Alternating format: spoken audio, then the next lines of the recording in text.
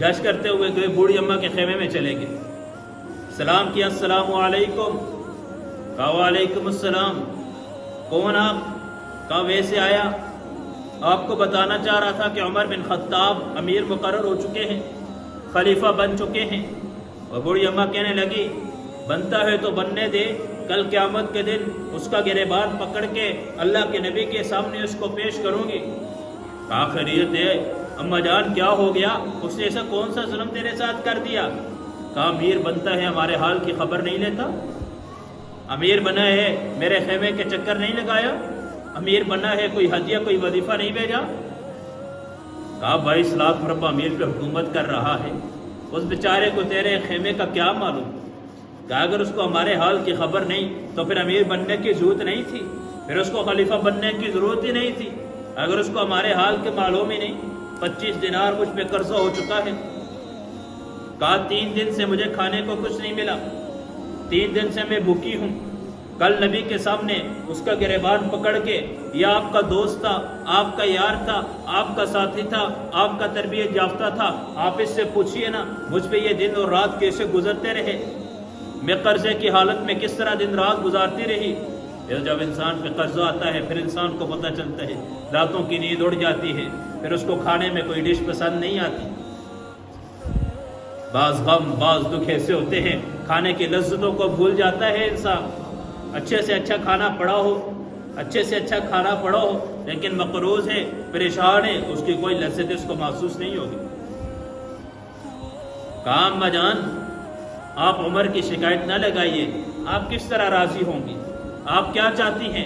کہا چھوڑو، تو کون ہوتا ہے، تو کیوں اس کی سفارشیں کرتا ہے؟ کہا میں اس کا خیر خواہ ہوں، میں اس کا خیر خواہ ہوں، آپ بتائیے نا۔ کہا جو میرے حال ہیں ان کی تو کم از کم اس کو اصلاح کرنی چاہیے۔ عمر رضی اللہ تعالیٰ عنہ خیمے سے نکلے، بھاگتے ہوئے گئے، بیت المال سے کچھ راشن وغیرہ کچھ غلہ وغیرہ بوری کے اندر ڈالا، اٹھا کے اپنے سر پہ رکھنے لگے۔ ساتھ غلام تھا، کہا امیر المؤمنین مجھے دے، میں اپنے سر پہ اٹھا کے لے کے جاتا ہوں۔ کہا کیا قیامت کے دن بھی میرے بوجھ کو تو اٹھائے گا؟ کیا قیامت میں میرا بوجھ تو اٹھائے گا؟ کہا وہاں تو نہیں اٹھا سکتا، کہا یہاں بھی مجھے ہی اٹھانے دے۔ 25 دینار لیے، بھاگتے ہوئے اس بوڑھی اماں کے پاس کے 25 دینار اس کو دیے اور اس کو کہا کہ یہ غلہ وغیرہ یہ لے لے، کھانا جو لے کے گئے کہا یہ کھانا کھا لے، لیکن خدا کا واسطہ ہے عمر کو معاف کر دے، عمر کو معاف کر دے۔ کہا معاف تو نہیں کرتی، لیکن تو کہتا ہے تو نے اتنے احسان کیا، اتنی نیکی والا معاملہ کیا، میری اتنی ضرورت تو نے پورا کیا، 2 مہینے کا غلہ بھی لا کے تو نے مجھے دے دیا، میرے قرضے کا انتظام بھی تو نے کر دیا، تو کہتے تیری وجہ سے میں عمر کو معاف کرتی ہوں ورنہ میں اس کو کبھی معاف نہ کرتی۔ کہا اماں جان ایسی زبانی بات نہیں ہوگی، آپ لکھ کے دے دے، تحریر لکھیں۔ کاغذ نکالا، کہا آپ خود لکھ لو، میں نیچے دستخط اس وقت کا جو حساب ہوگا میں نیچے دستخط کر لوں گی۔ ادھر لکھا کہ فلاں بنت فلاں یہ عمر سے ناراض تھی، اب عمر سے راضی ہو چکی، اللہ کے رضا کے لیے معاف کر دیا۔ کہا اماں جان نیچے دستخط کیجئے۔ ادھر اماں جان دستخط کرنے لگی۔ خیمے کے اندر حضرت علی رضی اللہ تعالیٰ عنہ داخل ہوئے۔ کہا امیر المؤمنین آپ کو تلاش کر رہے ہیں، جگہ جگہ ڈھونڈ رہے ہیں، آپ یہاں پہ؟ اس بوڑھی اماں کے تو ہوش اڑ گئے، ہاں یہ امیر المؤمنین ہے، یہ عمر بن خطاب ہیں۔ کانپنا شروع ہو گئے۔ کام بجان چھوڑیے، پہلے یہ بتائیے جو بات چل رہی تھی آپ دستخط کیجئے۔ وہ بوڑھی اماں کہتے خدا کا واسطے مجھے معاف کیجئے، مجھے پتہ نہیں تھا کہ تم عمر بن خطاب ہے۔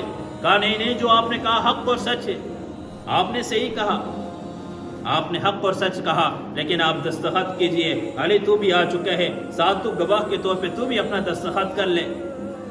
دستخط ہو گئے۔ کہا کہ جس وقت میری روح نکل جائے، علی مجھے یقین ہے کہ میں پہلے دنیا سے جاؤں گا، میرے بعد تو رہے گا، میری ایک وصیت اس پہ عمل کرنا۔